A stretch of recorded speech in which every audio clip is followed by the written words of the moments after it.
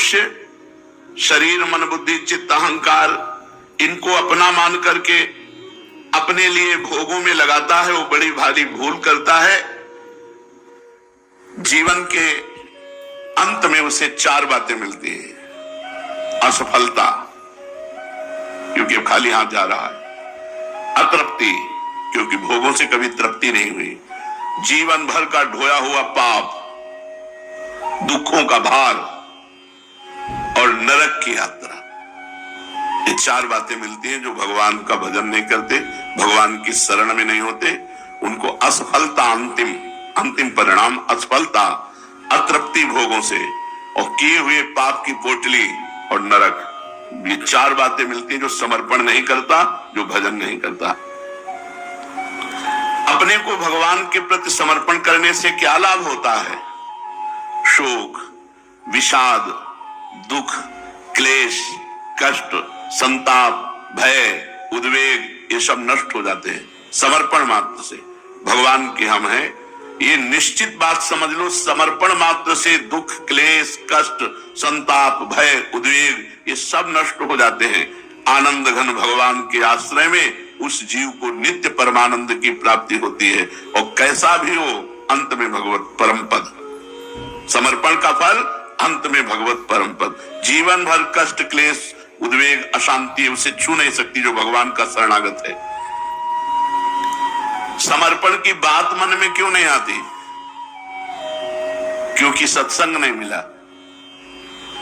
श्रवण सुजस सुनि आयऊं, प्रभु भंजन भवभीर, त्राहि त्राहि आरति हरन, सरन सुखद रघुवीर।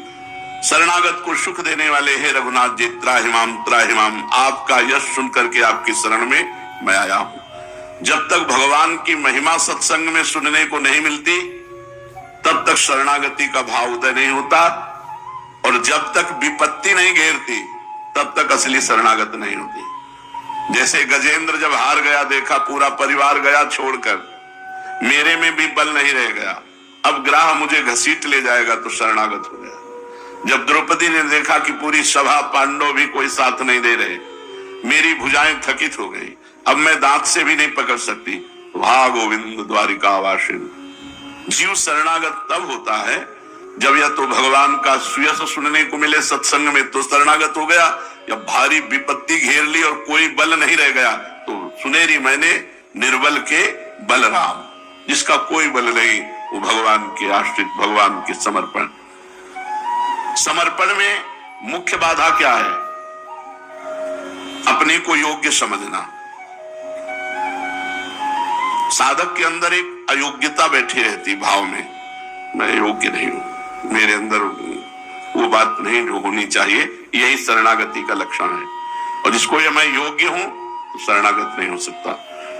पहला, अपनी योग्यता का बोध होना कि मैं योग्य हूं, ये शरणागति में बाधा है। दूसरा, कोई पद मिल जाना बहुत हानिकारक है। कोई पद, लौकिक पद मिल जाना, ये भगवत प्राप्ति के लिए बहुत बाधक है। कोई भी पद मिल जाना, सम्मान वाला, अगर पद है वो अहंकार नहीं तो कोई परेशानी नहीं। जैसे अम्बरीश जी चक्रवर्ती सम्राट हैं, पर सावई मना कृष्ण पदारविंदयो, उनका मन भगवान के चरणों में है, तो उनका चक्रवर्ती सम्राट पद भी भगवान की शरणागति में विघ्न नहीं है। अगर पद का अभिमान है, कोई भी, चाहे सधुवई के पद हो और चाहे सांसारिक पद हो, तो शरणागत नहीं हो सकता। जो पद है, ये शरणागति में बाधक है। संपत्ति, वैभव, अगर उसका अभिमान है, अपनी बुद्धि चातुरी पर विश्वास, ये शरणागत नहीं होने देगा। और देहाभिमान, देह में बल, देह भाव का बल, ये शरणागत नहीं है। अपबल, तपबल और बाहुबल, चौथो बल है दाम, शूर किशोर कृपाते सब बल, हारे को हरि नाम। जब तक संपत्ति का अभिमान है, पद का अभिमान है, विद्या का अभिमान है, योग्यता का अभिमान है, देने का अभिमान है, तब तक शरणागत नहीं हो सकते, न गुरु के न भगवान के। हरि रूठे गुरु शरण है, गुरु रूठे हरि नाहि। खिलवाड़ नहीं है। आपका अभिमान हो जाएगा तो भगवान शंकर भी कहते चलो चलो काकभूषुंडी जी के पास जाओ। उमा जी ने कहा आपने क्यों समझा दिया, आप ही समझा देते गरुड़ जी महाराज। कीन हो इसका बहु अभिमाना, सुख हो वंचा कृपा निधाना, रघुपति कृपा मरम मैं पावा। मैं भगवान की कृपा से समझ गया कि इसने कहीं अभिमान किया है। चलो चलो काकभूषुंडी जी के नीचे बैठो जाकर के, गरुड़ हो सबसे बड़े हो, नीचे बैठोगे तुम्हारा अभिमान गलित होगा। जाओ। अभिमान विद्वता का थोड़ी माया से पार करता है, दैन्यता पार करती है। अहंकार करोगे किसी भी तरह का तो नाली में ही गिरना पड़ेगा, संसार में ही भ्रष्ट होना पड़ेगा। एक भी ऐसा बताओ जो मर्यादा का उल्लंघन करने के बाद भगवदानंद में डूबा हो, एक भी। तुम पड़े रहो भगवदानंद में ही पड़े हो, पड़े पड़े शरणागति का कल्याण हो जाता है। प्रयागदास मामा जी गिरदा लगाए बैठे रहते थे, कोई पूछता तुम भजन तो करते नहीं, ऐसे बैठे रहते। बोले तुम भजन करो, तुम्हारा संबंध राम जी से नहीं, हमारे जीजा राम जी, हमारी जीजी सिया जी, अब हम क्या भजन करें? जिसके जीजा राम जी, अब इससे बड़ा भजन क्या होगा? हर समय संबंध की ठसक में हरिराम व्यास जी क्या कह रहे, भजन करो तुम, हमसे कोई भजन से मतलब नहीं। काहू के बल भजन को, काहू के आचार, और हमारा भजन लाड़ लीजिए। व्यास भरोसे कुंवर के शोभत पांव, सदा दिन प्रियाजू में तन्मयता, प्रियाजू में शरणागति। अपनी योग्यता, पद, विद्या, बुद्धि, अधिकार, धन, इनका अभिमान है तो शरणागति नहीं।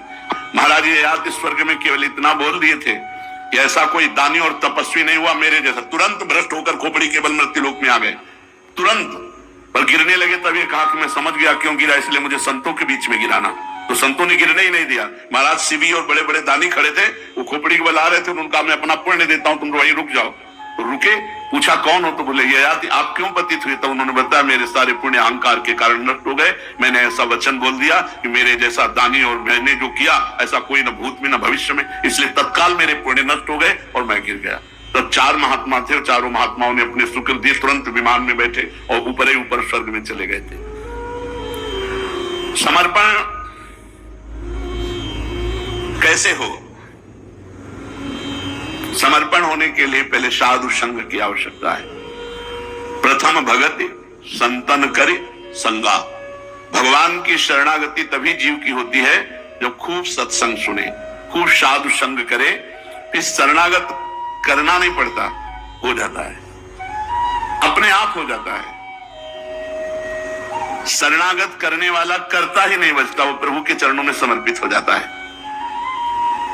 पूर्ण समर्पण में तब तक कमी रहेगी जब तक करता रहता है, और जब करता भी समर्पित हो जाता है। इसलिए अहम शब्द है, तनुवांग मनोभिर सोहम तवयु आश्रिता अमलई। कामना रहित निर्विकार भाव से सोहम, सोहम माने मैं तत्व सहित आपको समर्पित है। श्री राधे तनुवांग मनोभिर अमलई सोहम तवयु आश्रिता। मैं स्वयं सहित तन वाणी मन और किसी कामना से नहीं, निष्काम भाव से आपके चरणों में समर्पित है। पूर्ण समर्पित की स्थिति क्या होती है?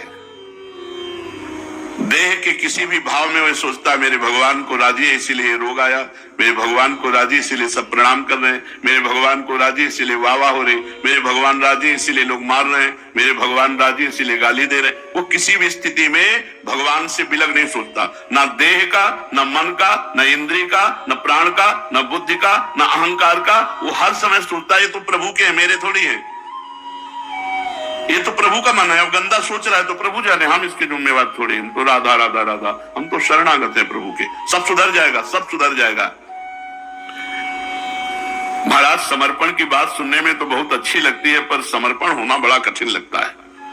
समर्पण की बात है ही सर्वोत्तम, है ही परम सुख देने वाली, और बहुत सरल है समर्पण, कठिन नहीं है। सरल इसलिए है कि इसमें कुछ करने की जरूरत नहीं है, बस अंदर से आर्त भाव से हाथ उठा देने की जरूरत है। प्रियाजू में मेरे बस का कुछ नहीं, नाथ मेरे से नहीं। अब आप साधन करवाओ, असाधन करवाओ, जो करवाओ जैसे, हे प्रभु बस वो गोरे चरणारविंद को भाव से एकदम पकड़ लेता है। श्री राधा जो चरण निवास, जस वर्णो हरिवंश विलास, प्रियाजू प्रियाजू, हमारी मति गति काम नहीं करती।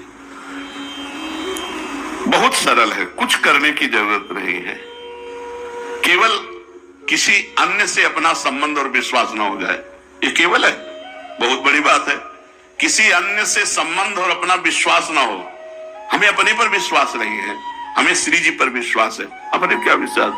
ये मन 1 मिनट में कहा जमीन से आसमान, आसमान से जमीन करता है, इसका क्या विश्वास रखे? और हम क्या इस मन को, बड़े बड़े योगी यति मुनि सब हार गए, हम इसको अपने वश में कर पाएंगे? हमें प्रियाजू पर विश्वास, हमारे विश्वास का मूलधन प्रियाजू है। व्यास भरोसे कुंवर के सोवत पाओ प्रसाद।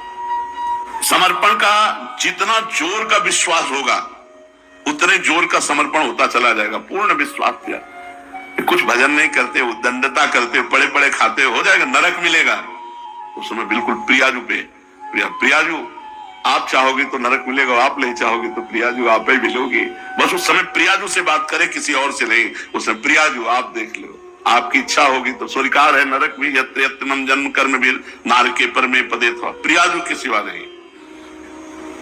तो समर्पण चौथाई तिहाई आधा भी होता है क्या? हाँ, पूर्ण समर्पण होने के पहले आधा तिहाई चौथाई होता है।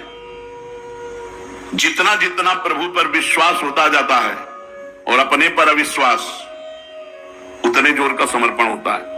इसलिए हे प्रियाजू संभाले रहना, पकड़े रहना, हमें कोई भरोसा नहीं, हम वादा नहीं करते शाम तक यहां बैठेंगे कि कहां बैठ जाएगा मन, ना तो देखते रहना।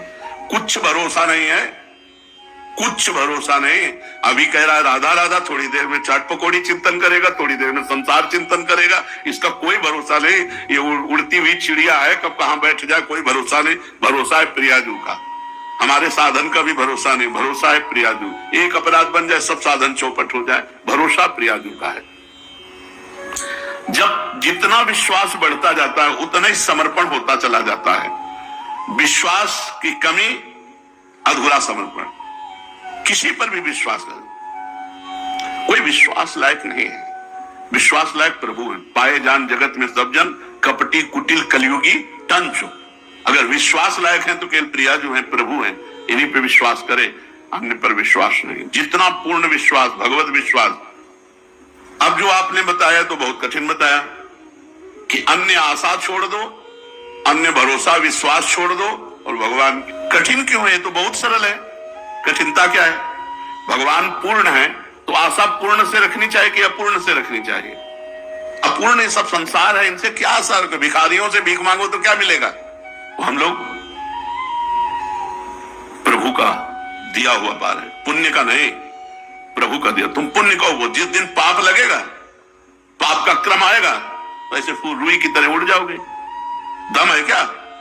दम उसे कहते हैं जो भगवान से जुड़ा है, बहुत बड़े मालिक से जुड़ा है।